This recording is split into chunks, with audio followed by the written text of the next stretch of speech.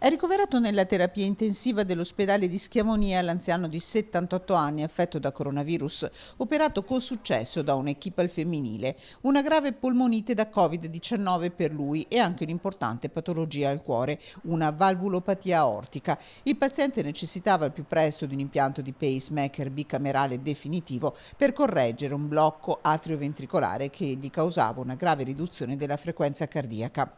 Un intervento eseguito per la prima volta in Veneto e studiato nei minimi dettagli, portato a termine da Barbara Ignatiuk dell'Unità Operativa Complessa di Cardiologia con le infermiere Alessandra Celestino e Viviana Levorato, alla presenza dell'anestesista Elena De Marzi.